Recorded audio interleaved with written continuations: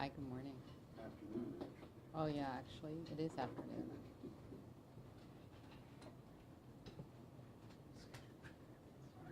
No, you're fine.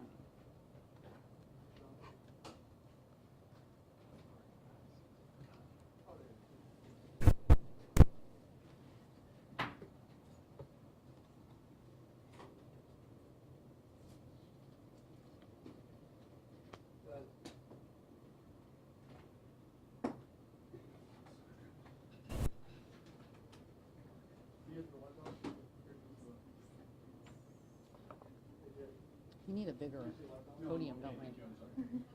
I'm Lisa, by the way. Nicole. Nice Color to Radio. meet you. Nice to meet you. I think that'll be just fine. I'll hold this for a second because everyone will get the white balance on it. Okay. Hey, Joe.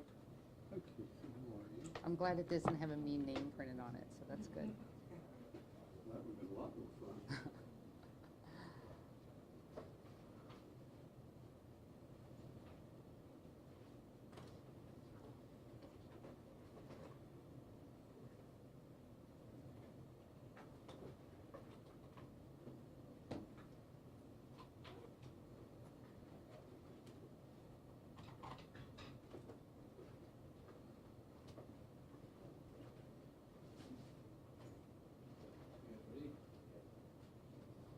Can I put this down? You done?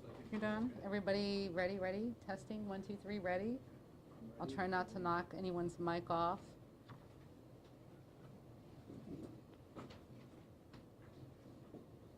Okay, shall we start?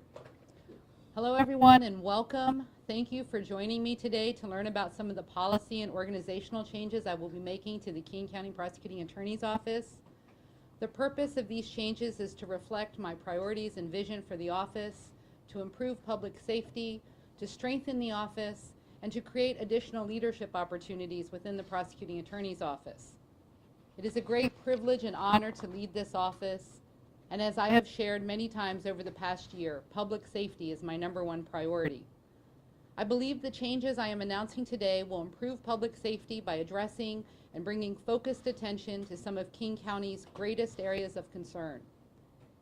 In the weeks following my election, I have had the opportunity to meet with employees, both deputy prosecuting attorneys and legal service professionals, in one-on-one and small group settings. In meeting with employees, 3 themes repeatedly surfaced. There is a pent-up hunger for innovation in all parts of the office. There is a strong demand for additional leadership opportunities, and there is a strong desire for additional training. This includes professional development training, trial skills training, supervising training, and race, equity, and social justice training. Over the course of the past year, I have also had the opportunity to meet with many outside leaders, partners, law enforcement, and other stakeholders who are impacted by the work of our office and who share our values of public safety and racial equity.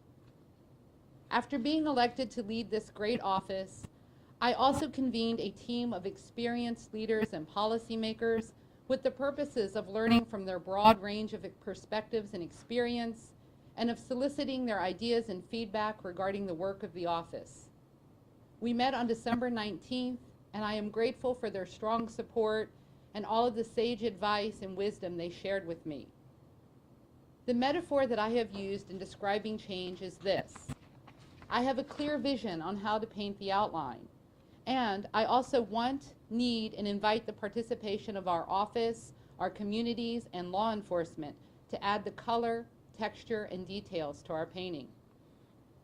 To make my public safety priority a reality, it will involve regular stakeholder meetings, improved and more frequent communications, and stronger relationships and partnerships. I look forward to the collaboration and good work ahead. The first change I am announcing today is the creation of a new gun violence prevention unit. Like every major jurisdiction in the United States, King County has also seen an increase in gun violence over the past few years. We have an opportunity to make our community safer. The King County Prosecuting Attorney's Office, through data analysis, knows how to identify the individuals who are close to gun violence. The purpose of this new unit is to decrease gun violence in our community with a 2-fold approach. identifying and prosecuting the individuals causing the most harm in our communities, and connecting individuals who are close to gun violence to community-based resources before they become victims or perpetrators of violence. Our new gun violence prevention unit will also expand its coordination with our office's Extreme Risk Protection Order team. In my vision, our new gun violence prevention unit is at the heart of a strong partnership where prosecutors, police, community leaders, and nonprofits use data to inform our collective approach to tackling gun violence. Together, we can identify those who are perpetuating the most harm in our communities and bring accountability. We can also provide meaningful interventions to help keep people from becoming victims and perpetrators of violence.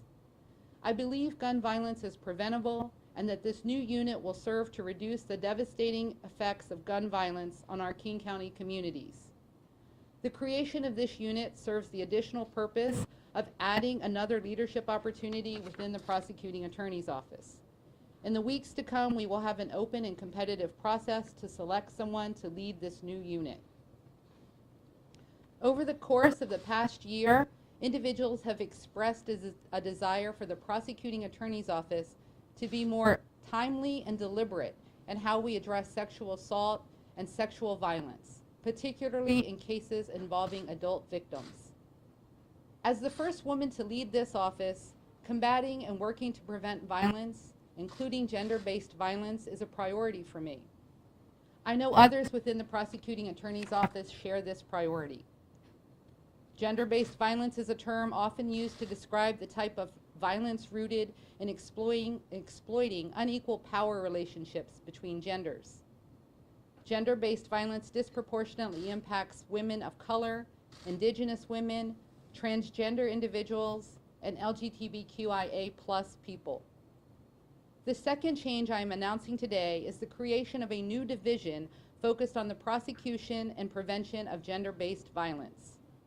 This includes the removal of firearms from domestic violence and other dangerous situations. While all victims and survivors of crime are relevant and deserve to be heard, the purpose of this new division is to elevate and improve our office's response to gender-based violence. This division will bring a trauma-informed, victim-centered approach to these cases. Cases involving rape, sexual assault, and domestic violence often share some common evidentiary challenges, and a focused approach will improve the prosecution of these serious crimes. The creation of this new division serves the added purpose of creating an additional leadership opportunity within the Prosecuting Attorney's Office.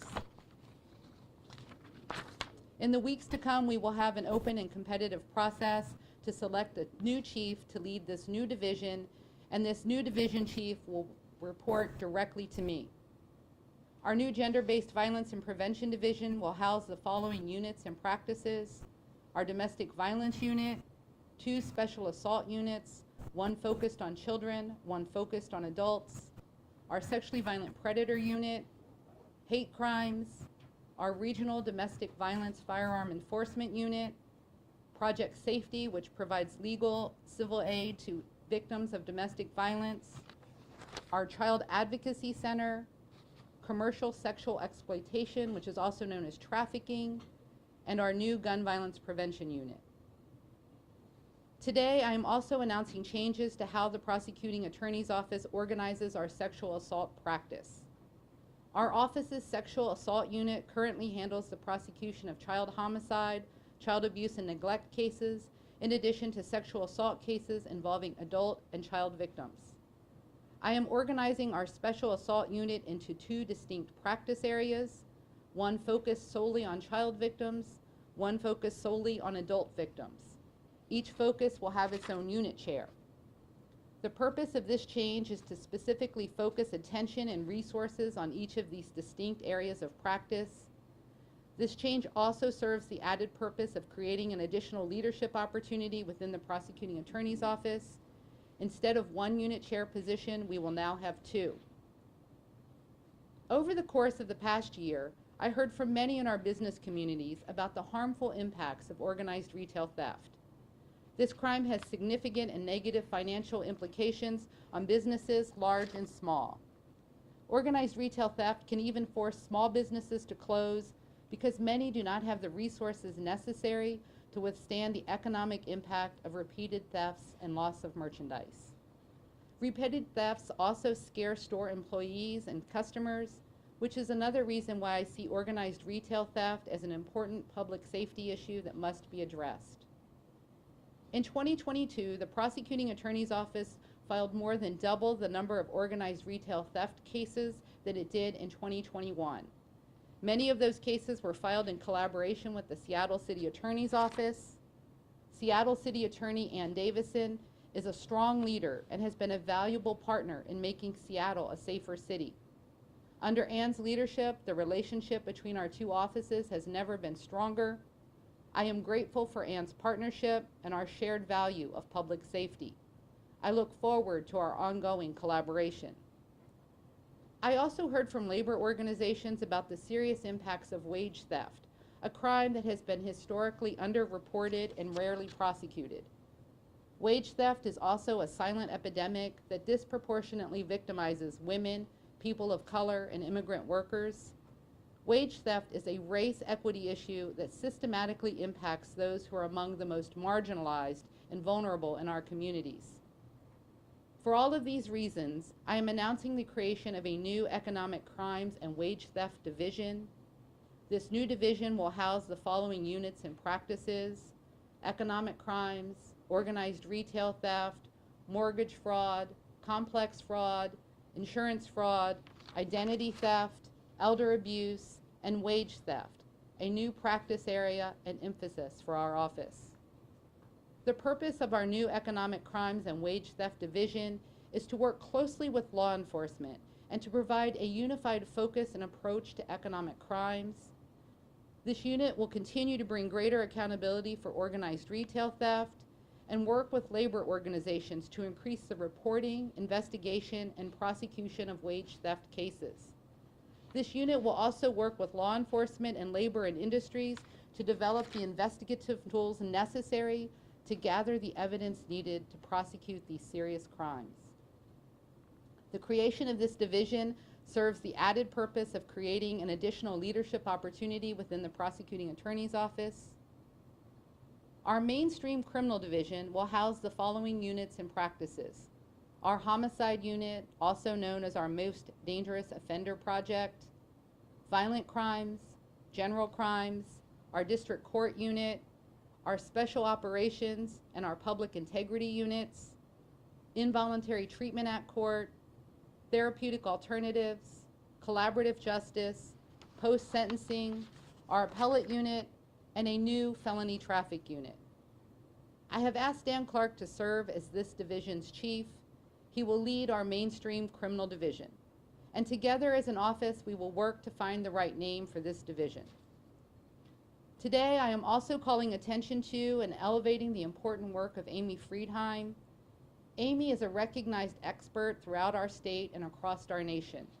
Her decades of experience and skill and experience in prosecuting serious felony traffic cases, particularly vehicular homicides and vehicular assaults, is unsurpassed. Vehicular homicides and assaults have devastating impacts on victims and survivors. They are among the most heartbreaking cases that come to our office. Yet, for far too many years, Amy shouldered this caseload alone. It has only been in recent years that the Prosecuting Attorney's Office assigned a second deputy prosecutor to assist in the prosecution of these cases. I am creating a new felony traffic unit and promoting Amy to serve as unit chair. The purpose of this change is to underscore the importance and seriousness of vehicular homicide and assault cases and their devastating impacts on victims and survivors. This unit will be housed in our mainstream criminal division, and our office must work to dedicate additional resources to this important body of work. My final announcements for today are about my leadership team and the organization of their work. Carla Lee will serve as my Chief of Staff. Carla has earned this appointment because she is a strong and experienced leader. Carla began her career in the Prosecuting Attorney's Office in the Criminal Division, starting, like so many of our deputy prosecutors, in district court. Carla was later selected after a competitive process to serve as our office's first Director of Community Partnerships. She was later promoted to serve as our Deputy Chief of Staff. Carla is a trailblazer. She built our office's clemency practice, and under her leadership, our practice has expanded into a nationally recognized and replicated conviction integrity and sentence review practice. Before joining the Prosecuting Attorney's Office, Carla worked in partnership with former Washington State Supreme Court Justice Bobby Bridge at the Center for Children and Youth Justice, or CCYJ for short. There, she led and implemented juvenile justice reforms as part of a MacArthur Foundation grant. Carla was also the principal and founder of a civil practice law firm focused on the litigation of commercial bankruptcy, consumer protection, and employment law cases. Carla has also been the recipient of several awards, including the Washington Women Lawyers Member of the Year Award for King County Chapter, the Lauren Miller Bar Association's President's Award, and the Class of 2009 Goldmark Award in recognition of her service to the Washington State Bar Association's Board of Governors. Carla is a calm and observant leader, and she brings an important perspective to our office's leadership ranks. I value the fact that Carla thinks differently than I do. She regularly challenges me to adopt new perspectives and to consider the equity impacts of every challenge and opportunity. Because Carla has been appointed to serve as my Chief of Staff, the Deputy Chief of Staff position is now vacant. I do not intend to fill that position immediately. I am keeping this position open for now because after some time has passed, I will have a better sense of how this position can best serve the needs and purpose of the office.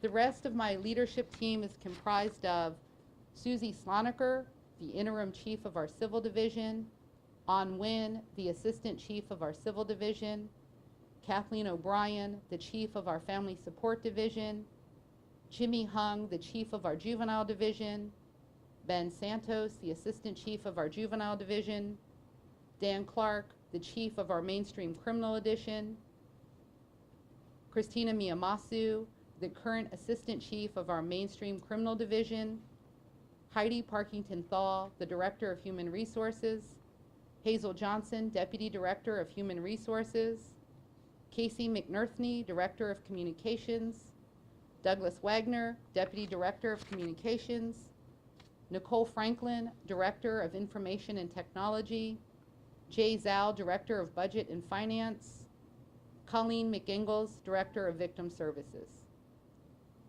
Today, I am announcing a change to Victim Services. I will centralize Victim Services to serve under the leadership of Colleen McIngles. The purpose of this change is to ensure that our victim advocates have the agency and autonomy necessary to focus on the needs and concerns of victims. This change serves the added purpose of allowing greater flexibility and creativity in the delivery of services to ensure that they are compassionate, timely, culturally responsive, and victim-centered. The final change I am announcing is that I am reorganizing our data analytics into a single team. This new unified team will report directly to me and my Chief of Staff to ensure that we take a data-informed approach to all of the work of the office. I have announced a lot of changes today. These changes were inspired by some of the good ideas and innovations shared with me by our deputy prosecuting attorneys and legal service professionals and leaders in our business, law enforcement, labor, and nonprofit communities. These changes reflect some of my priorities and vision for the office. These changes will prioritize public safety, improve our practice, strengthen our partnerships with law enforcement, and provide a more equitable response to crimes that disproportionately impact BIPOC, immigrant, and other marginalized people. Some of these changes are outlines and will require necessary follow-up to work out the important operational details. I have also shared previously my desire to hold a public safety summit. My thinking on this approach has evolved. I no longer believe this is a single conversation for a single summit. Instead, I intend to hold a series of summits, each dedicated to a specific concern or opportunity. I intend for the first summit to address gun violence in King County. Stay tuned for upcoming details regarding those plans. I want to clearly acknowledge that today's announcements do not touch on some of the other important work ahead of us. We must still determine how to increase our community's participation in our work because they have asked for a seat at our table. Our communities want to better understand the work of the office and to craft justice with us. We must determine how to invite the participation of the community's help in applying a race, equity, and social justice lens to our work. The Prosecuting Attorney's Office has not done this on a regular and systematic basis, and we can use the help and guidance of the individuals and organizations who have done so. Together, we are writing a new chapter in the Prosecuting Attorney's Office, and we are building a new culture of continuous improvement with a focus on public safety, where good ideas, suggestions, and feedback are regularly shared, discussed, and considered for implementation. Together, we will continue to bring positive change to King County. Thank you.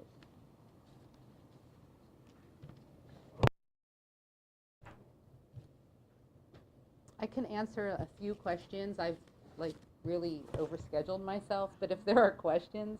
Do you have backlogs that you're dealing with? Criminal prosecution backlogs, and what does that look like? We have a court backlog of about 4,000 charged felony cases. And the reason that number is high is because every day of the pandemic, our deputy prosecutors and legal service professionals were here in the courthouse filing serious violent crime, sexual assault, and gun crimes. At the same time, the Washington State Supreme Court closed court operations because of the pandemic. As a result, the system's ability to resolve cases came to a grinding halt. We are working with the Department of Public Defense and our judges to systematically prioritize and work through that backlog, but it's of charged felony cases. Now, I know that Ann Davis had to withdraw prosecution on some cases. Is that are you faced with that? And can you tell us who you've chosen not to prosecute over those you have? I don't have the details, but my understanding is that Ann's situation was very different than ours. Ann inherited a bunch of cases that were unfiled, unreviewed, and were facing the deadline, the statute of limitations deadline. She was in a very different circumstance than I am. Well, let me ask you this then. Is the priority of those 4,000 cases violent crime, violent sexual crimes, violent offenders? And gun crimes and repeat property crimes, yes. So again, the priority cases are what? They are filed, and we have, I just said the court has a backlog of 4,000 filed felony cases. Okay, well, will you tell me what kinds of cases are your priority? Our priorities are violent crime, sexual assault, gun crimes, repeat property crimes. Those are our priorities. And you will prosecute those cases. We are charging those cases every single day. We have never stopped charging those cases. The court backlog is of filed felony charges, but we still file felony charges every single day, between 20 and 30 each day. Could you face the kind of dilemma that she faced with statutes and all that? I don't think so, because we've been filing cases every single day of the pandemic. We've never stopped filing cases. I think the situation that Ann discovered is that misdemeanor crimes in the city of Seattle were not being charged, not being reviewed, not being looked at. Very different circumstances. I have a question about Yes. the gender-based violence. Yes. Will this mean more staffing, and if so, how much? And you know, as we know, one of the problems with gender-based violence and sexual assault is, it's hard to sometimes bring prosecutions. Do you anticipate this change and emphasis is going to increase the number of prosecutions, from the very low percentage that it is Right. now? Here are two short answers to your questions. First, I do believe that these changes will increase the prosecution of rapes and sexual assaults and other sexual violence, because we know that those cases do present some serious challenges, and they require and deserve a focused emphasis. Sadly, I do not have an army of brand new FTEs to bring to this work or to this office. But together as an office and as a team, we are going to reevaluate how we staff our practice areas and our units, and together we will come to the right staffing ratio. And then you mentioned the organized retail theft prosecutions doubling in 22. Do you anticipate that's going to continue? And are you prosecuting different kinds of cases, or just prosecuting more of all the existing cases under that category? Our focus has been on the individuals who are systematically preying upon businesses with the intention of stealing merchandise from businesses. They are not individuals who are stealing because they are meeting basic needs. And the reason that that number is high is because of the increased partnership between the Seattle City Attorney's Office and our office. Many of those cases that we have seen on television of people coming in and sweeping merchandise into a bag fall into the category of misdemeanor. But when we share notes with the City Attorney's Office, we can aggregate the value of loss and take those to felony land for greater accountability. That is what our primary focus is on, is the individuals who are systematically preying on businesses and putting small businesses out of business. Can you talk a little bit more about gun violence? You're looking to connect people closest to gun violence with community-based programs. Can you give me an example of what does that look like? Sure. Through the data analysis of our crime strategies unit, which will become our gun violence prevention unit, we can identify the individuals who haven't been harmed by violence and haven't committed a violent act. They haven't shot a gun, but they tend to show up at a number of different places where there is gun violence, where there are shootings. We have a small pilot project with Harborview Medical Center where a community-based individual will reach out and talk to that individual about the harms of being so close to gun violence and being within close proximity of gun violence. What we hope to do is expand those efforts so that we can really offer the services that people need to make lifestyle choices so that they don't become victims or perpetrators of violence. Yes? The county and the city as well have been criticized in the past for this revolving door of prolific offenders. Can you tell me what your office is going to do to combat that kind of thing?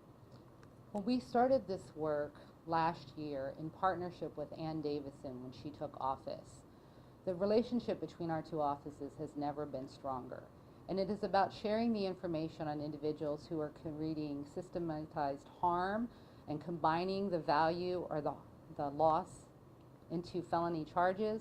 It's also sharing information on individuals who are cycling in and out of our treatment services and our treatment systems, so that we can ensure that those individuals are not falling through the cracks. It's a yes and approach. That type of partnership can be replicated in all parts of King County.